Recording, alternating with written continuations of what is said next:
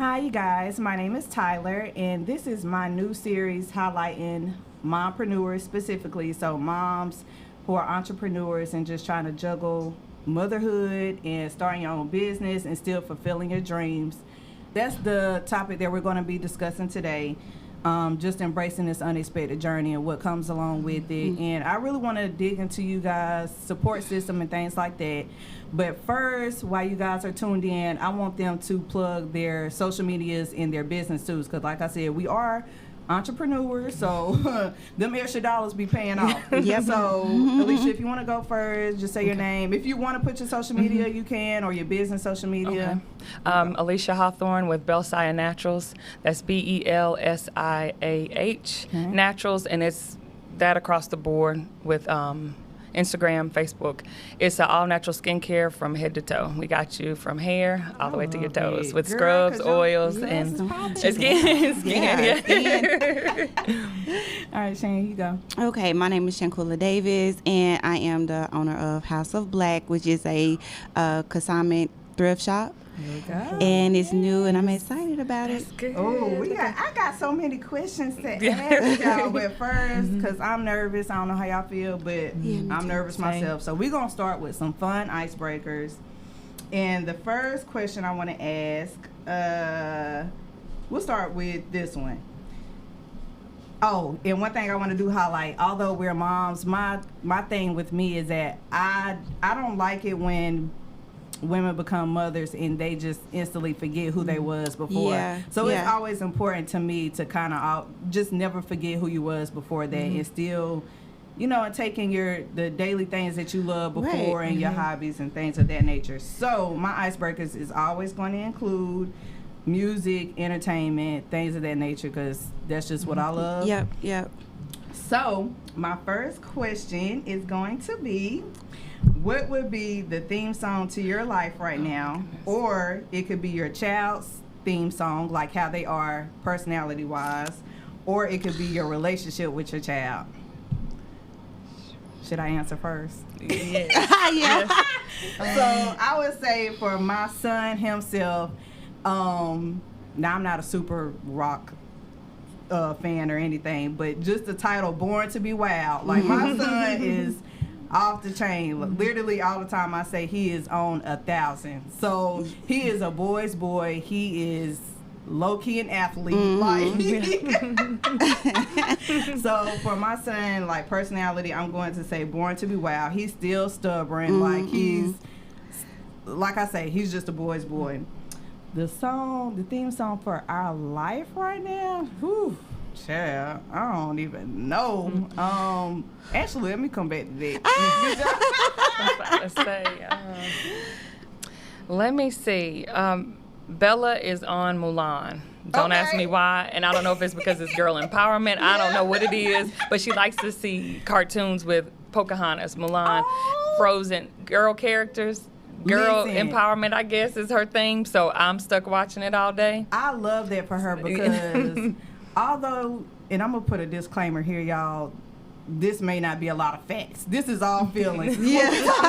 So please don't think that I'm trying to educate y'all or like this is just, I want this to be an outlet for where we could just, vent and just talk through some things. So I love that for her because I said it to say it's not a lot of girls who have autism. Like that's not like a thing. So I love that that's like an empowerment type of thing for her. So I like that. I like that. What about Bug? Okay, so for Bug, it depends on how he feels of the day. Cartoon wise, we always on watching Shrek. Shrek is all day, like 1, 2, 3, and 4. So and some days he's on Malibu Most Wanted because he thinks he's a rapper, so he got his glasses and he got his necklace. He's Malibu. Music wise, he's like the biggest Gucci Man fan. So anything Gucci for him, we gonna have a good day. Listen, that's my boy already. You didn't mention two things I love.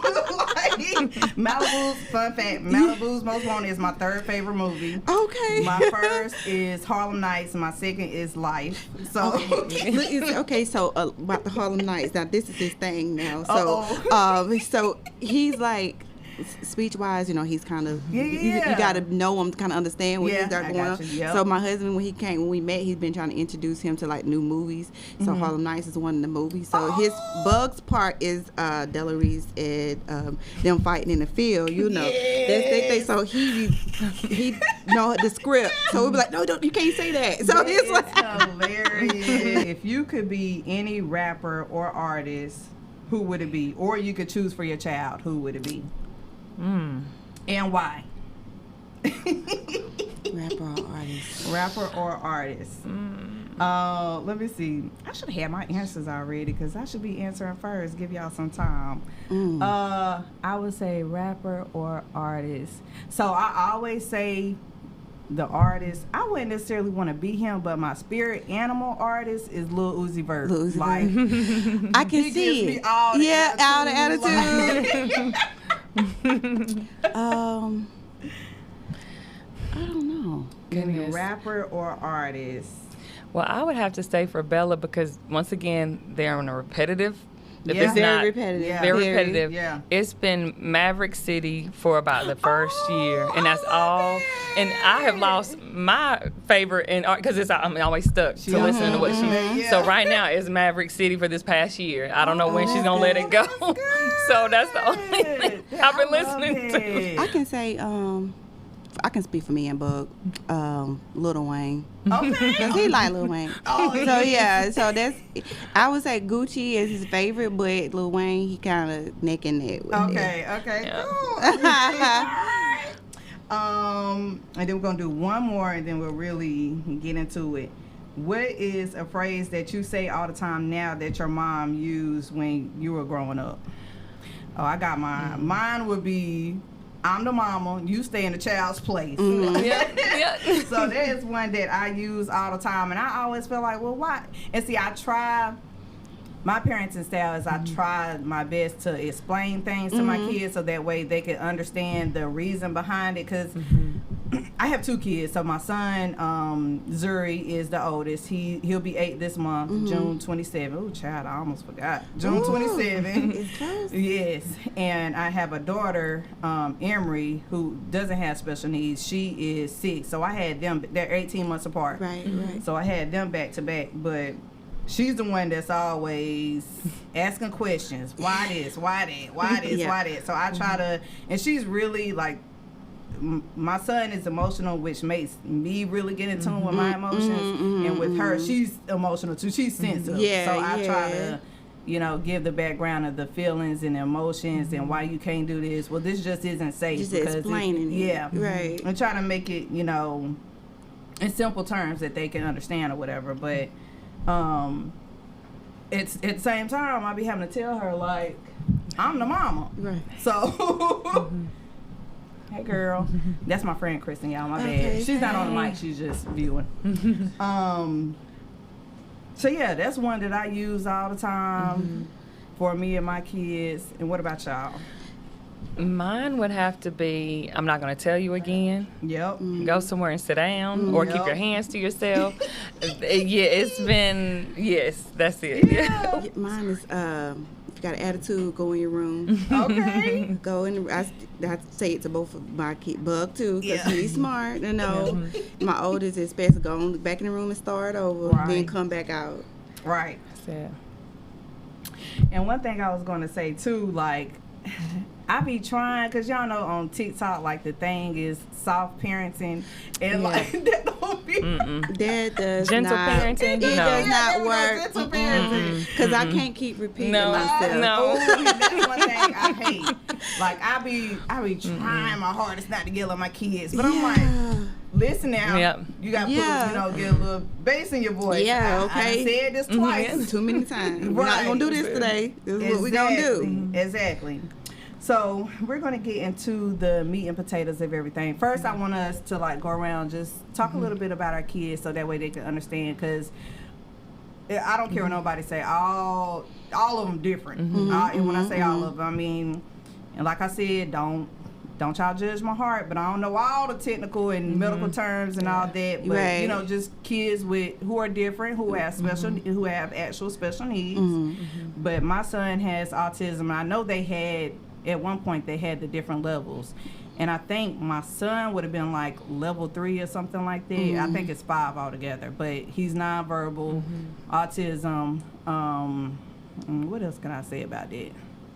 I think I forgot what they called it before, but basically, like I was saying, level 3. He was diagnosed when he was about 2.5, 3, where it seemed like he was developing on track, although there was things that I should have saw or that I did see. But here's my thing. When my son was going to daycare, it's not a lot of other black kids there. It was him and one other little black boy.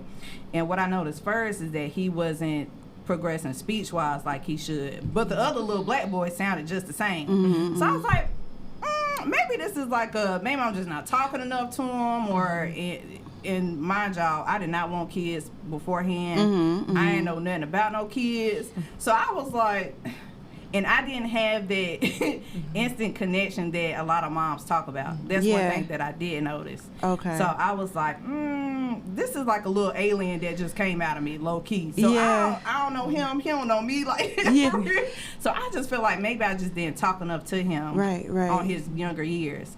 But that's one thing that I noticed that probably should have been like a telltale sign. Like, okay, something's not right. Yeah. You know what I mean?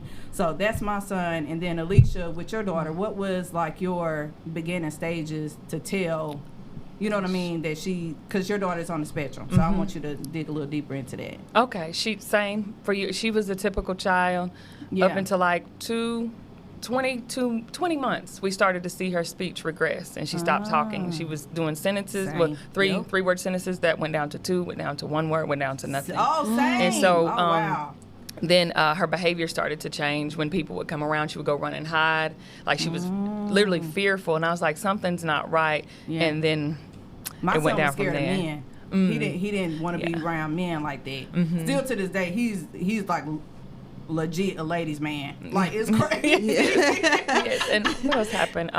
Also sensory processing. She couldn't be sat, like the trampoline, she had to bounce off of stuff, fall. It was just, hers was autism and sensory processing. She is nonverbal. Oh, okay. And your daughter is 12. I said it already. Okay. And what about you? Well, bug diagnosis, we found out when he was 2 weeks on his newborn screening test. Okay. When I brought him home from the hospital, he was not latching, so then he wasn't eating the bottle. He was losing weight. He slept all day. He was real lethargic. Like, he slept a lot. So maybe like 3 days, when I brought him home, I had called his doctor, and I was like, he's not eating. Something's not right. He's sleeping, because he's my second child. So I'm like, it's different. So, but his doctor was like, but just give it some time. Some babies, they sleep a lot. Right. Start, taking the coddle off of him, let the air hit him so he'll wake up. We was doing it, and he was just tired, like, all the time. And so when his 2 weeks results came back, they said, we need to see him, like, right now. Really? Yeah. Okay. So then from 2 weeks, from his 2-week checkup until he was like 4 to 5 months, we was in the hospital because of just this new, and he was the first baby in the state of South Carolina to have this specific. Stop. Yeah. For real? Yeah. So even like during your ultrasounds, they never picked up on, wow. No, okay. he was born like this. He was like growing, developing. Yeah. So it was like, the only way probably that I could have told that they probably would have known if I did the genetic screening test while I have it. But I don't even think during that time they was really pushing it. It was like such a big thing at that time. So but when he was born, that's when he kind of found out. So it's been, but during the years, he do have like traits of autism. Like, he really got a sensory issue, like different touch to catch up, like where he don't like anything squishy on him. He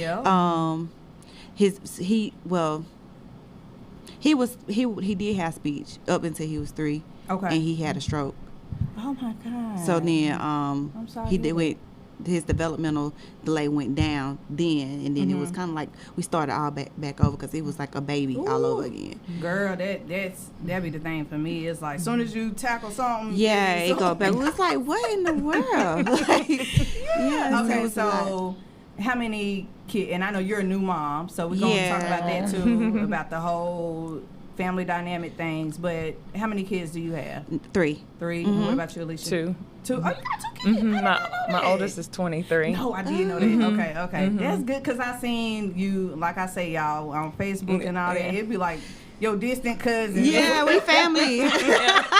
Yeah, we are family. So you have an older daughter, and you said she's how old? She's 23 and typical. She's a typical. Okay. Is that the term for it? Well, I hope it is. Okay.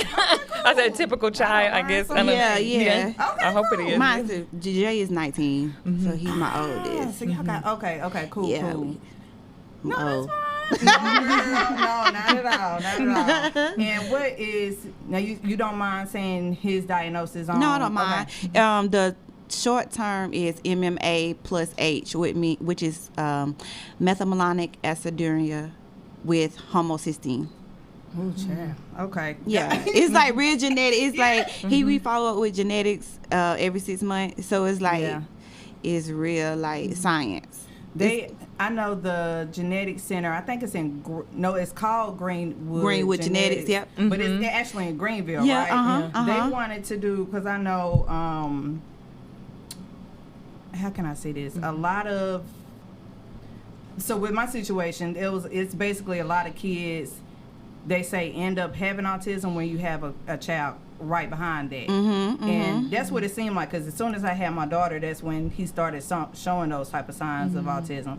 But anyway, what is you guys, how was your family in support of you when you were going through, like, especially the early stages of figuring things out?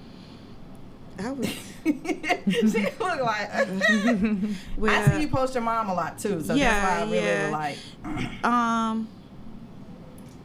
It was rough at the beginning. Ooh, because like it's new to everybody. Yeah. So it's like sometimes you kind of feel like you're by yourself because you're trying to understand it, and you can't really explain that to people. Who never been through it. And then at the beginning, you trying to understand it, right? And everybody like kind of concerned, like what's going on, so they want to be helpful, but you still trying to learn your child because you don't really know what's going on with them. You learning along with them, so both of you guys are new to. It's like you new to this child that they is carrying this disorder, and then you trying to introduce him to the world as this person. So it's like it's different. But I was young. I was 17, going on 18 at the time. So with Bug, so it was like. That's like a double entendre. Yeah, maybe I was 18 because I just had graduated. So it's a lot at a young age, and you trying to handle it with already a 2-year-old child. Girl, bless your heart. So my family, they was supportive. That's good. That's good, because girl, that's I can't even, just having a child at 17 period is just I can't even imagine. Like I can't even imagine. But what about you, Alicia?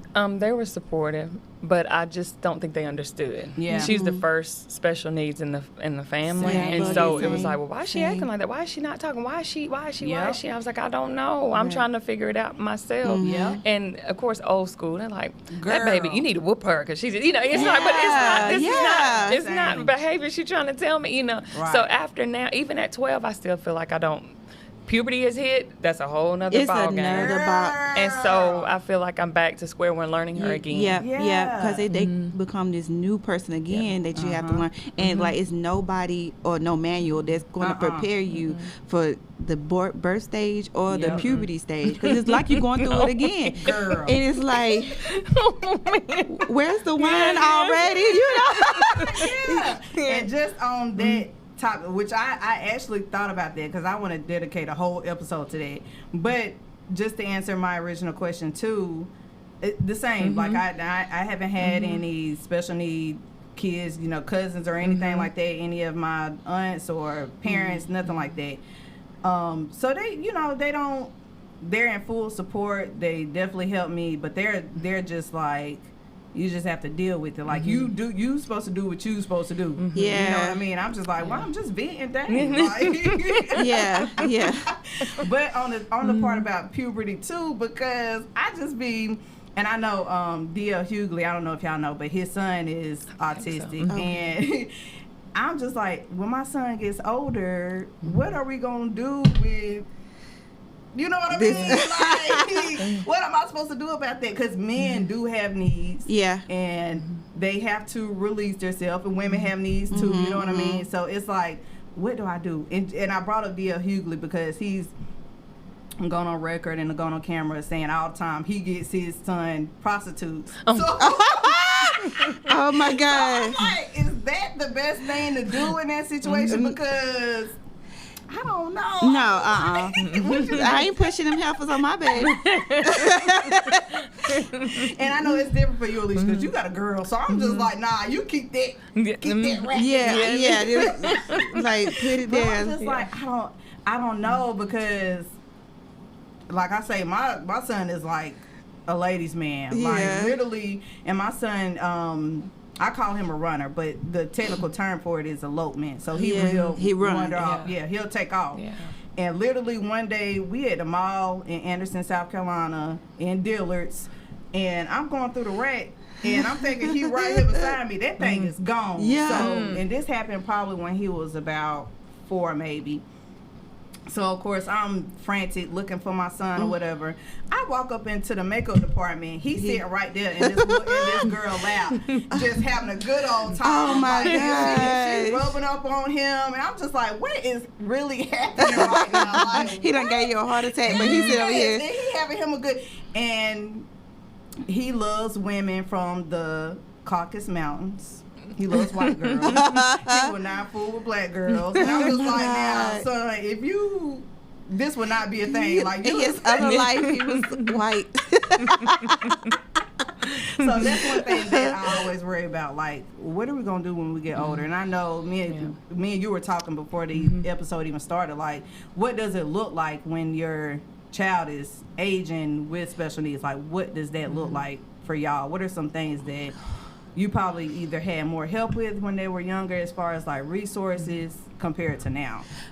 Oh goodness. And my son is 8, so that's the thing. I would say that's the thing that worries me the most, because I'm like, y'all got to get gone. Like, mama, I want to get back to me. Yeah, like, yeah. And I want them not just for me, not just for my own selfish reasons, but you know, you want your child to live a fulfilled life and be independent. So, what are some? Well, for me, because Bug is 17, if I can go back, maybe before 10.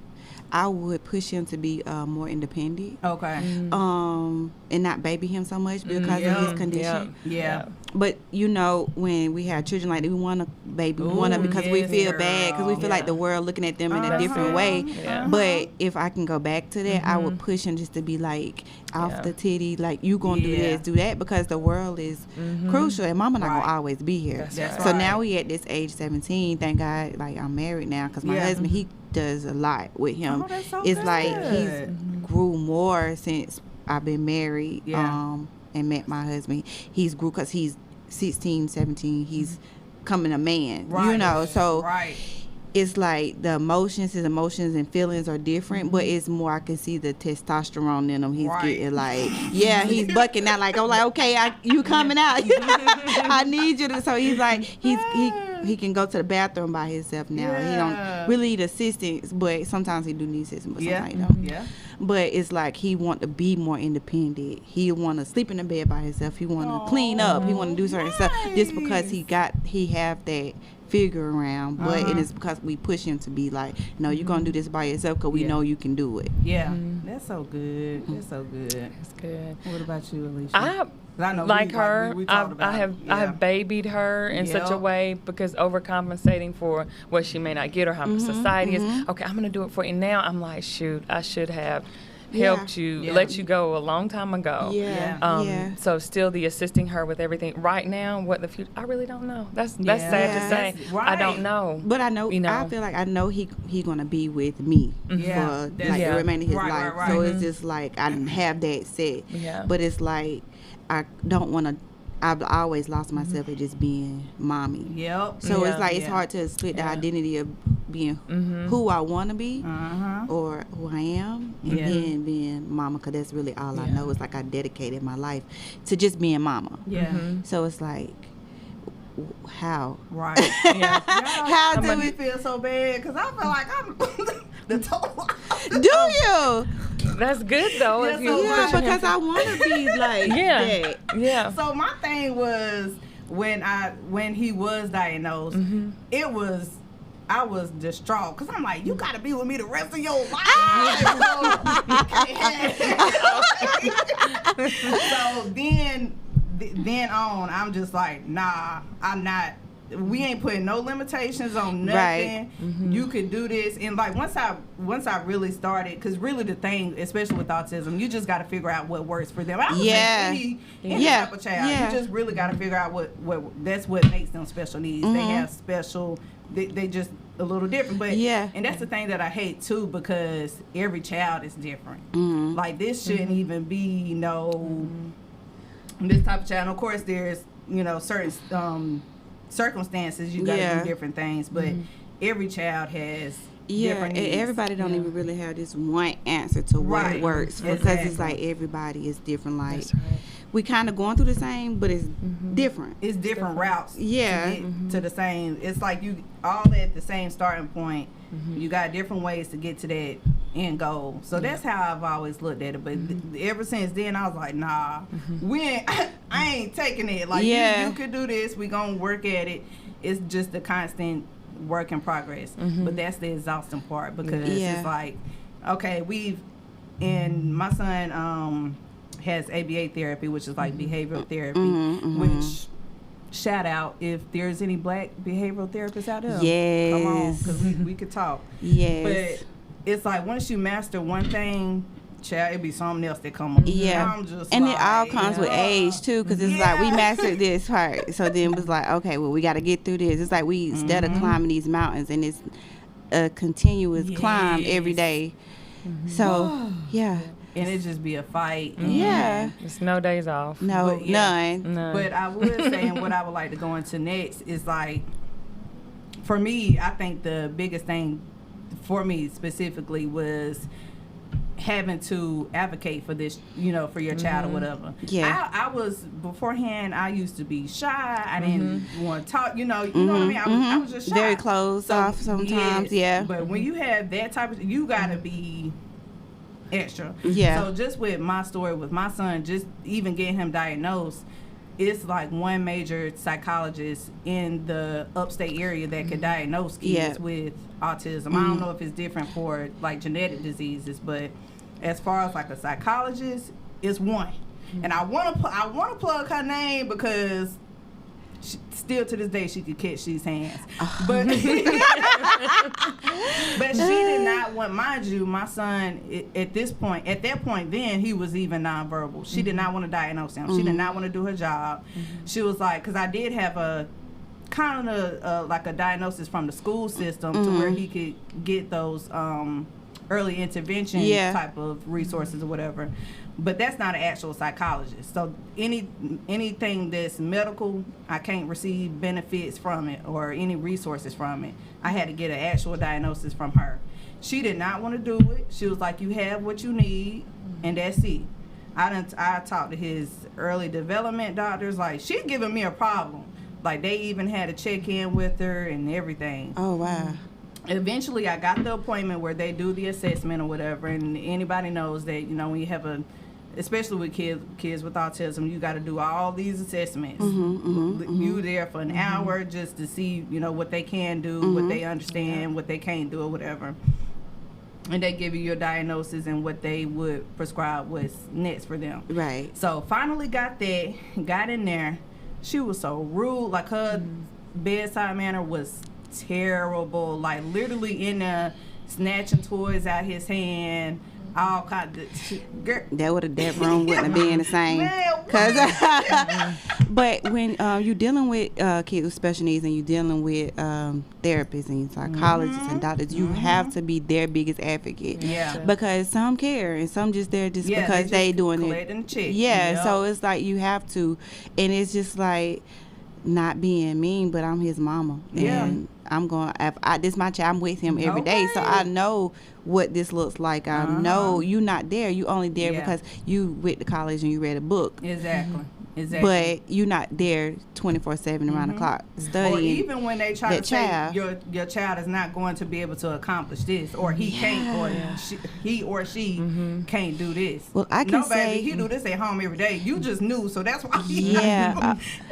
See, with Bug at Greenwood Genetics, they have their in-house psychology, and I never had a problem with it. They do the little assessments when they send you an assessment home to see what they're doing, and then we kind of compare the assessments and doing the office visit, and like, okay, he can do this, or he can't do this. It's like kind of IEP. With the same thing like they do at school, but it's like more intense, like when he goes to those sessions with it. So it's like I never had a problem with the psychology. I mean, that's good. Kind of mentally, I know I was like, okay, I can see him doing this, or I can't see him doing that, but we gonna try anyway. Right. And even in school, he didn't have a psychologist in school. He just had like therapy, OT, speech therapy. I say his teacher was like one of the that's yes, Miss Kelly. Okay, Shout out to Miss Kelly. Yeah, that's my girl. We still tight to this day. I believe it. So it's like, she was alongside me. She always been like his biggest advocate during the school system. Okay, cool. Still, that's good. What about you, Alicia? What differences do you see like beforehand and after, especially with having to speak up for your child? As constantly as we do. Yes, at the beginning, just like you, shy, I didn't want to say anything, but when I saw my child getting not the services she needed or the treatment that she didn't need, I say it real quick. I don't hold anything back, and I learned that I got respected more from teachers and stuff instead of me just being quiet. Yeah, they would just. I didn't play. Don't play with. And that's the thing too that I've noticed, like. Teachers, daycare workers, they can tell who really care about their kids. And they do give that for the ones who care about their kids. They give that extra effort. They really do. Otherwise, they don't tell you what happened throughout the day. They don't tell you what your child need help with or work. So it makes a difference when you send your child to school dirty or hair not stuff. All that stuff takes into account. And like I said, we in the upstate of South Carolina, so it's not us. It's not very rarely it's us in those type of positions. Period. Because I ain't gonna lie, like if I work in a certain environment or whatever, I'm most likely, I ain't gonna say I'm gonna neglect anybody else, but that one black kid or them two black kids, we locked in for real. But I'm not gonna let anything happen to anybody else. But that makes a difference. Yeah, and I feel like they do the same thing. I feel like because it's a more support, and from the parent, teachers be looking for that extra support. Absolutely. And they want that extra input from the parents because they don't get it. Their job is harder. They dealing with all these other children and during the day, and then some of these kids don't have like that support system, or they don't have communication. It's like daycare. They get the kids dropped off, and I pick them back up, and then that's it. So when you got that one parent or that two parents, it's like it take a load off of them. Yeah, and it's like you want to help them make their job a little easier. Yeah, and then they there with your kid. All day. They don't get paid enough. They don't. So, but that's one thing that I would want to push. Like we'll see how far this goes, but especially having people to work with these type of kids, just let them know that it's not, how can I say it? We need more people, but we need more people who actually care too. Like you can't just, because that's one thing they have within the schools, the teachers, therapists, it's a high turnover rate. Like it's just not enough people that is taking on these positions or whatnot. So I always love to shout them out. I love to do pop-ups. What do you need me to do at home? I ask those questions to basically try to make I want my child to accomplish these things, but at the same time, we have to work as a team. Right. So, and the same thing with the family too. So, how was it when?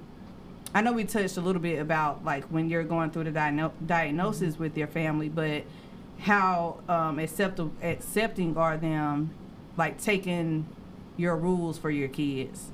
Because the dynamic changes too. Because like although this is your mom or your dad, I don't know who all is helping you guys, but you kind of have to teach them how to be a parent to your child.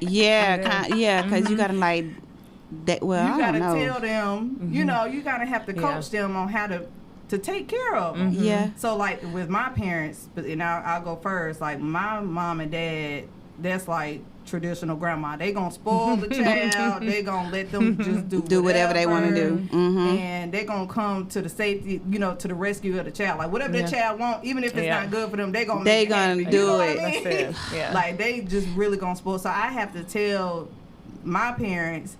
And my parents are older parents, so they super old school. It's like, girl, who you think I done did this way? Yeah. Like you don't tell me what to do, but you have to get them on the same page, because a lot of kids with autism, routine is like very important. They don't like changes. Like that. No. So is it the same for your child too? Yeah, it's what it's saying. He not dealing with change They at do all, not and like it's changes. like.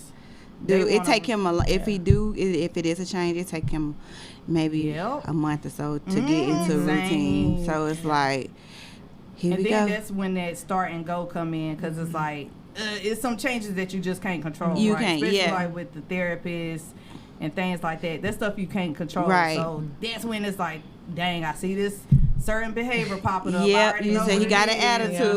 Here we go.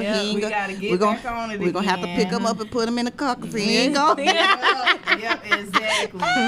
It's always that type of stuff, but it's like you got to prepare yourself. How was you guys help as far as you kind of telling them what to do with your child, basically? My mom kind of like. She the same. She gonna get up and do it.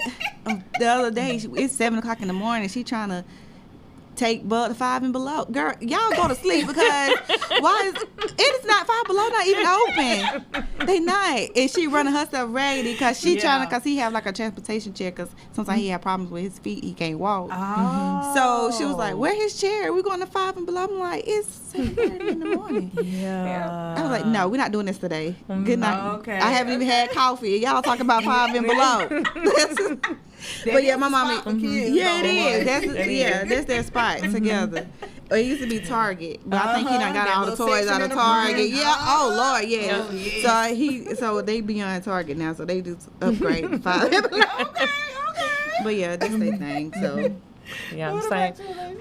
My mom is older too. My dad has passed away, but much older. Oh, that's okay. It's healing that has came in that. But miss him though. She tries to correct me. Don't whoop her. Don't spank her. Just it's okay. She just wants this, and she don't want it. But it's their way of saying, let me just get my baby some candy, and she didn't want the candy. And they know how to play on them. They know. I'll be like, Mom, please. I'm like, Mom, he don't want it. But he said, but he don't want it. I promise you. He just know you're going to get up and get it. That's it. That's it. And that's the struggle too with my son. Like, he know what he be doing. Yeah, they're very smart. She knows. They are very smart and intelligent. But so they know how to play the game better than we know. Exactly. And it doesn't matter if they're not verbal. No. Right. People think, they don't understand. They understand more than what you think. And they take in so really much. do. You will think that Bud not listening, but he can repeat everything you said 2 days ago. Don't be gossiping. I believe it, child. So before we go any further, I want to kind of, because that made me think about, like, what would you say, I don't want to say issues, but what are the, like, most challenging things about your kids? So, like, for my son is emotional. Like, well, of course, he's nonverbal too. That'd be the other thing. That's why he's emotional. But I think that's having to, because he is nonverbal, just having to figure out, okay, why are you all of a sudden throwing, what is the problem? So just him being nonverbal and being unable to regulate his emotions, and then of course the sensory thing I'll say is the second.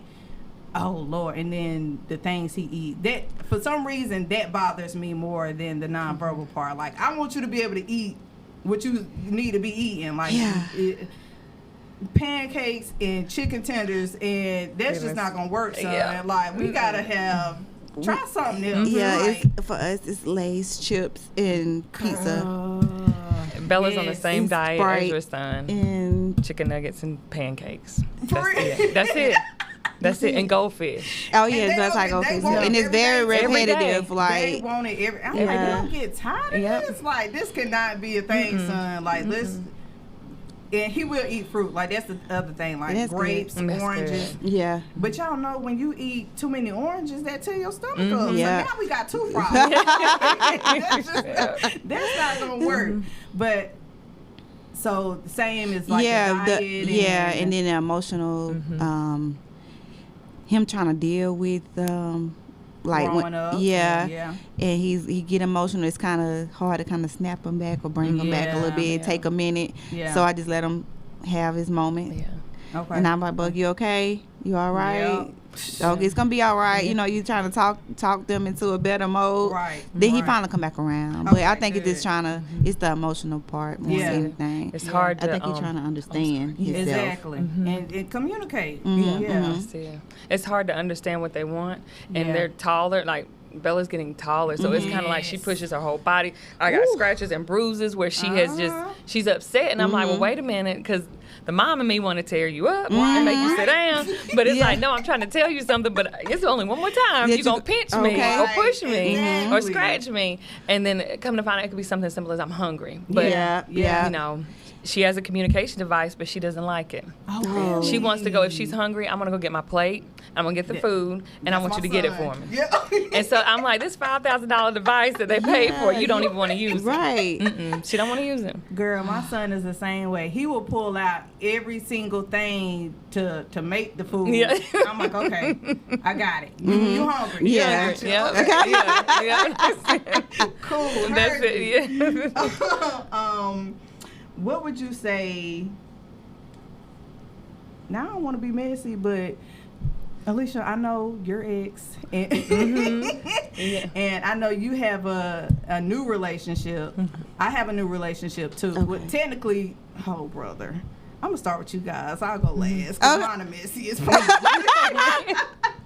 But how did your, because men and women are different, how did your significant other take in, I would say, let's start with like their birth parent, and then if you have any new relationship, how did that go? Like, how was it, the process of them accepting it pretty much, and how is their relationship now? Meaning the acceptance of the diagnosis? Yeah. I would have to say, I don't know if it's moms and dads are different, but it was just like, okay, we'll just go do the therapy and everything. But I was emotional. I mean, I was broken. I was grieving the child that I wanted and the life I wanted for her. And I'm thinking, does it not bother you? I mean, just like we're gonna do what's needed to do, go to therapy, everything will be fine. I'm like, but it's not that simple. And I felt like it was it's gonna be all right. But for me, it's like, no, it's deeper than that. My child is not gonna be what they say, but this is different. This changed my world, and she's only 2. And it was like, maybe he grieved in his own way. Maybe he handled it another way. But for me, I'm like, you need to come check in. I'm crying. I'm depressed. And all I've been doing is going to therapy from sun up to sundown. I'm going from here to there. And it's just like, no big deal, you know? Right. I just, girl. And I really carry. I'm gonna be honest. That's probably what we need. That's probably just what we need. It's gonna be all right. But for me, it's like, come to these therapies. Right. No. I wanted more. Just, I felt like I carried, and still feel like I just carried her, and I still carry. It's like the therapy sessions were hit or miss. It was me who had to carry. So as I'm going and processing this stuff, I'm going to these therapy offices and you're not there, so you're not hearing. But I'm devastated, crying in the car and crying in the waiting room. But it all fell on me, I guess you could say. And it was just kind of like, maybe that was his way of handling it. But for me, it was like, dog, I got to get through this, I feel like, by myself. Yeah. And so, Bro, and when you got to talk to the lady, everybody knows who the lady is. Yeah. And most times it's a white lady. So. Yeah. I'm like, girl, you don't even know, but okay. Yeah, that's right. That's right. And now it's still the same. I'm still carrying. I never took off my cape to just relax a little bit when it came to therapy. I don't know how it I don't know. feels. Yeah, it was never. The pressure was never taken off of me. You know, and it's not bashing anyone, but it was never taken. I had to carry it. Are you in something new where you had to? Okay. Yeah. Okay, that's fine. Nah. What about you, Shan? Okay. Where you want me to start? Oh, girl, your story probably like mine. Then that's what it sounds. I don't mind being missed. Let's start with biological dad.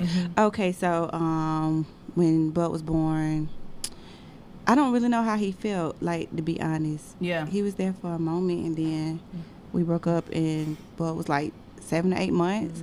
So I still don't know, like, how he felt about the situation, because it wasn't really no relationship with him and the baby. Same. Yeah. So it's like still it's no relationship with him, and so it's like whatever. Yeah. With it, I carried the load. I did it by myself, so. Girl, we did good. Yeah, we did a good job. Some superheroes. Don't care what nobody say. Okay.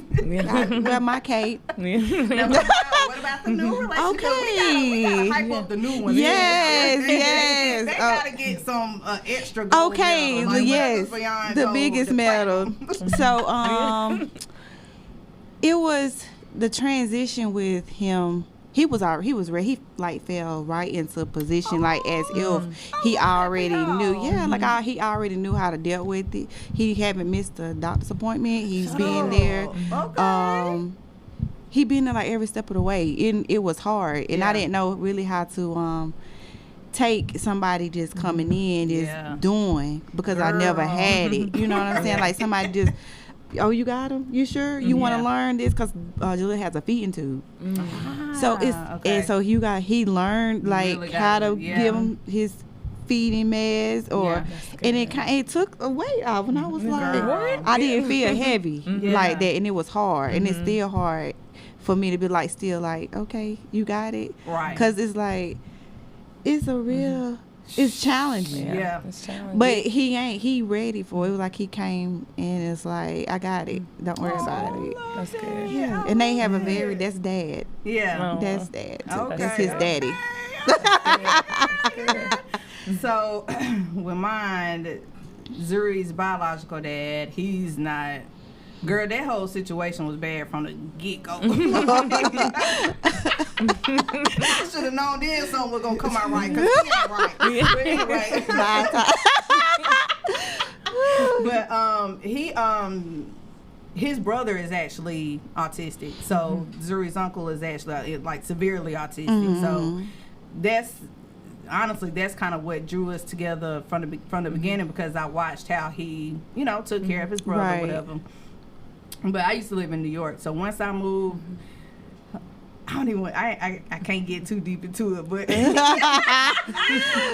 but long story less long, he was faking like he was gonna be something and wasn't, but he does know Zuri's diagnosis or whatnot, but he's just, we ain't even gotta discuss him for real. But my daughter's dad, he's pretty much been there almost from the beginning, not directly from the beginning, but almost from the beginning, and that was a great relationship. And we broke up, but the next one, I told y'all this. I had to display like a timeline, so y'all don't be thinking that. But my new boyfriend, he's kind of like the same way. Like he's like, what do we need to do? We gonna figure it out. Let's do it. And like one of the most challenging things is, taking my son out, because he does elope. He is a runner. At least he used to be. He's gotten a lot. Oh my God, he's gotten so much better. How does he do with crowds? Like, cause Jalil is not a crowd person. He he does okay. He just can't do it for long. No, right. So that's the thing. Like he'll give me a good hour. Yeah, we are in and out. Yeah. And I even noticed that, like in church, like once that hour hit, he getting it. He real antsy. Right. So like, all right, yeah, time to praise the Lord. Yeah. We're stepping out. Yeah. So that was the thing for me. Like, and I used to be so anxious taking him out because it's just a safety thing. Yeah. So with him, he was like, let's just try it. If he don't like it, we could just leave. Right. Like, for me, I don't, like I said before, I don't want to put those words just get like a burden on somebody. That's how I felt too. Cause you want them to be able to experience things and figure out what they really and truly do. Right. Like. So.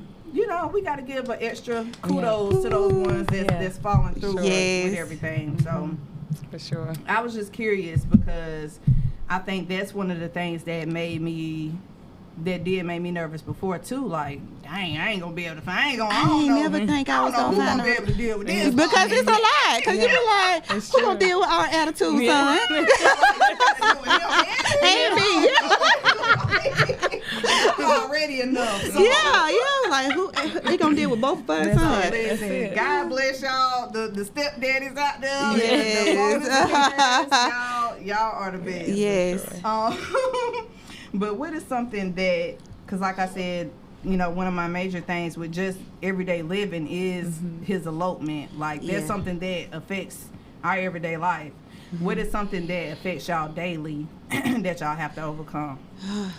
Or do you try to keep it? Because I know for me, I was trying to box us in a little bit too much. Yeah. And I do feel like one of my rules with parenting is that you got to expose your kids to things and places and people. Like we can't be scared to let our kids go. Just go with.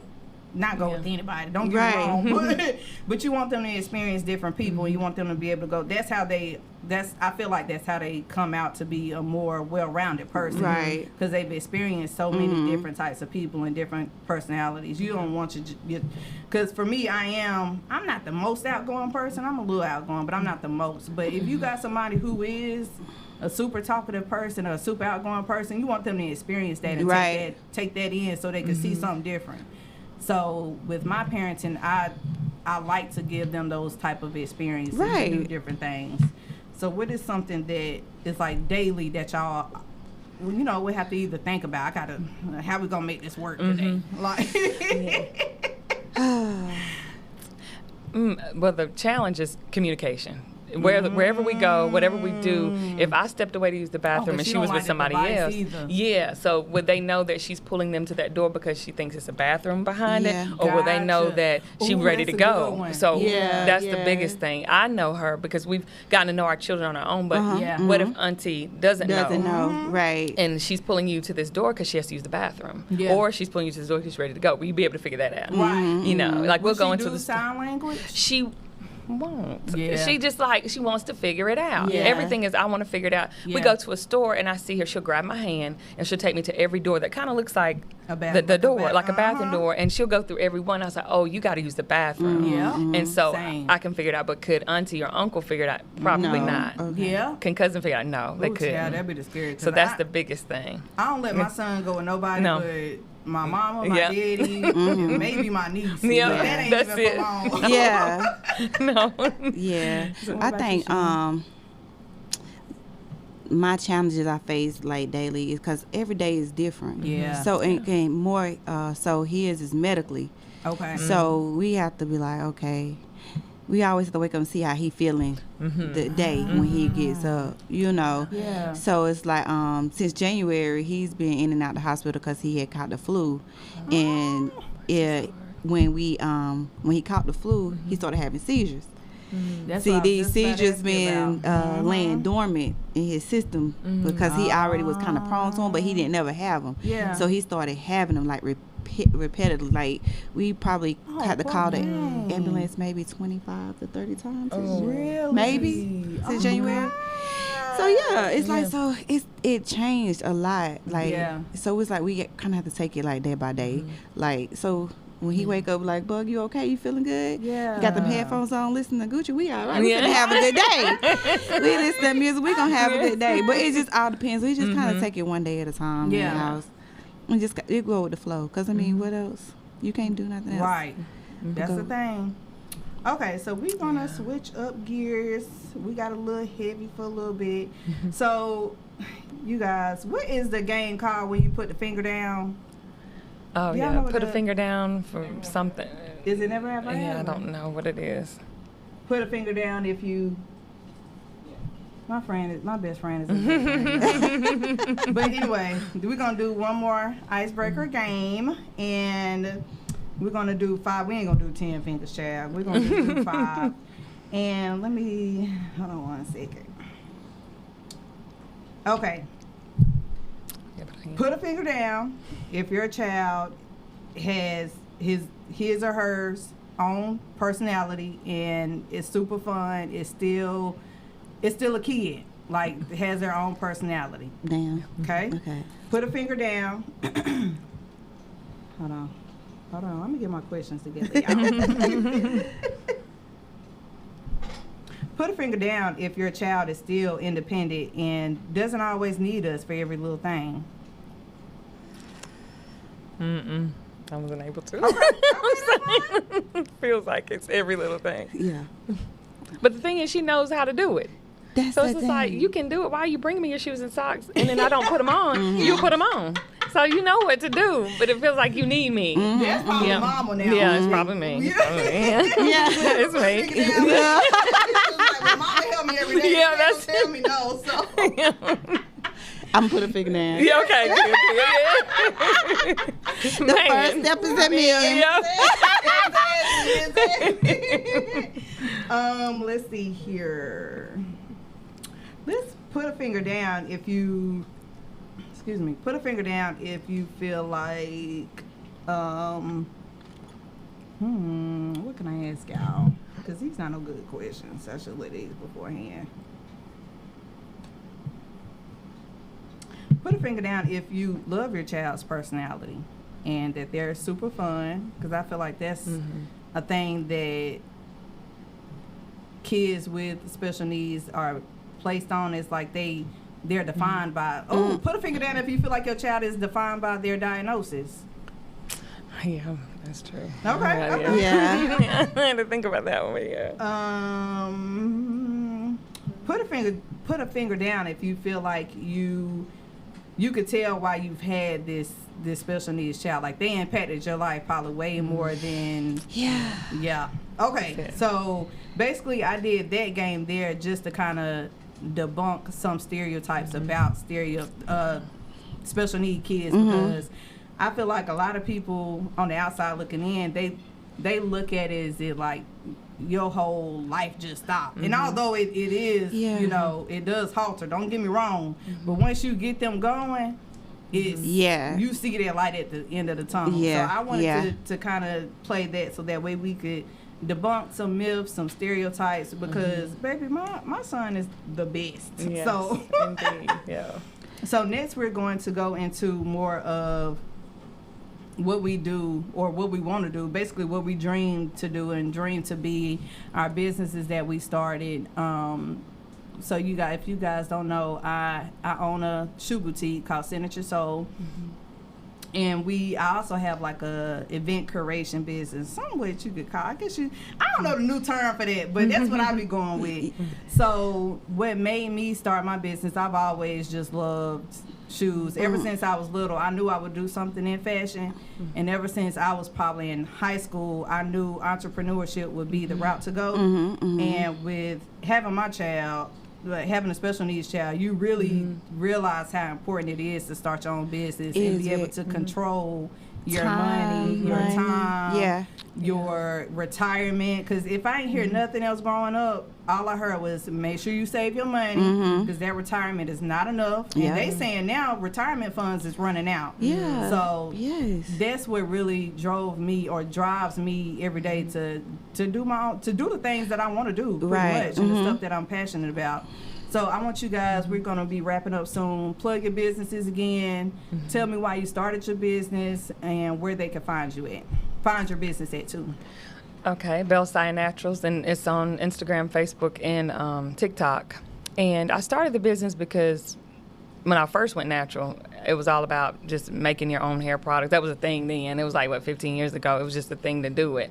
And I started pouring that over into the family, like making butter for the family, and then making oils and things. So it became. Fun fact, real quick. My friend, the best friend that's in the background, she just sent me something on how to make your own butter, and it's super easy. I'm like, I could do that. You So could go do ahead, my it. bad. But, I just started that, and I held on to it for a long time. But in like 2019, home life started to change, and it really became I guess you could say, therapy for me. My world was just crashing. I was like, well, this is what I need to do to keep my mind, because she still needed me. Yeah. And it was times where she would sleep, and I'd just be like, just go mix some butter, just mix this. And it was just like God was pushing me to just launch it, because little did I know the downfall of a marriage would be coming, and I just needed to I needed that peace, I guess. Because everything else was hectic. I needed that peace, and I went from there. Yeah. Ended up launching it in September of 2019. Oh, wow. Yeah. So just slowly. Do you have your own website? I do. Okay. www.belsinaturals.com. Okay, perfect. Yeah. All right. You go, Shane. Okay, so And she got a few things too. yeah, I do. I be doing everything. I be doing too much, but I just I'm still is in real estate. I just don't do as much as in real estate because I had bug and the baby. Yeah. So since I had the baby, I kind of just put it on pause for right now. How old is your baby now? He is 8 months. Nice. Yes, he 8 months, and he think he grown. He's a little cutie. So yeah, we I talked to my husband about I always being like thrifting always been my thing. I'm gonna save $1. I can put together an outfit for the club. We at a thrift store, give me 50-cent shirt day. Okay, Right. So that's what kind of my since I've been young, that's kind of been like my thing to do, and it was kind of just like a hobby. And then I started like on Poshmark 2018 maybe. Yeah, girl, I love Poshmark. So I started selling my stuff, but I was selling the stuff so I can afford to buy bug medicine. So that's where it started. Okay, I didn't even have a name. I was just like out my closet. I'm going because I like to shop. I'm going to post it, sell it, and I started making money to buy his medication every month. So then I was like, I'm doing this. I need to put this. I got so much stuff I can put into a store. So then this 2022, I started planning for a storefront, and we just got the storefront a couple months ago. So yeah, that's awesome. I don't have everything set up as far as a website, so I'm still working on it. But it's located in Anderson, off of Whitehall Road, and hopefully we're launching this summer. So so I'll be able to drop everything on Facebook. And girl, I wanna. I know we can't do it today, but I want to dig a little deep because I be scared of the storefront, but I really think that's what's gonna be the thing that I'm gonna have to do. Yeah, I'm scared of the storefront too, kind of. But I think but I feel like if you is risky, but I feel like it's a need for my family right now, and it's giving me time. And then I have family like, well, we'll pitch in, where you need help, but it's like. It'll come together. I got faith that it'll work. So you can't be scared. That's what scared money don't make no money. It don't make none. The wise words of young Jesus. Do you do your business full time or? It's part time. I would love to do it full time. It's just the ups and downs of business. I don't have a storefront or anything like that because I feel you could save online for my business, but it could work well for everyone else. But for me, I was like, I just do this online. Right. But you know how business is. The ups and downs. I'm gonna pack this up, forget it. Or let me just do it. You get the ups and downs of I'm passionate about. I want to do it. And it's like, I don't need to let this go. This no more. Yes, that's it. I don't know. That'd be the challenging part. Just figuring the part time to full time and how you can really economically make that work. Too, if you want to do it full time. Right. But yeah, I think we did it, y'all. Yeah. I think this. For me, it turned out a lot better than what I thought. Because I was nervous. But you nervous. It's good. I don't know, Chad, but I got some things coming. So y'all follow me. Tyler is a girl name. Girl is GRL, no I. On all social media platforms. Signature Soul Boutique is my shoe boutique. The stuff that I don't sell be ending up on my Poshmark, and I truly believe in Poshmark, girl. Although their fees is high, but they is, and I think that was like, golly, boo, give me that $1 back. But I am thankful for it all. So one thing y'all gonna get, and I hope y'all enjoyed this episode, you're gonna always get Jesus and these jokes. So I'm very spiritual, faithful, and I like to think I'm funny. Yeah. So that's one thing you're going to get. But this podcast today is about feelings and moms who are just trying to do the best that we can for us and our families. So y'all make sure y'all like and subscribe. I don't know. This going to go on my YouTube. This going to go on social media. I don't know where else. So we just gonna put it in there. But it is gonna also be on Hustle and Lace too. That's my other business. So y'all follow all of us on the platforms that we just stated. And we will see you next time. Bye. Bye-bye. Bye. That was fun, you guys.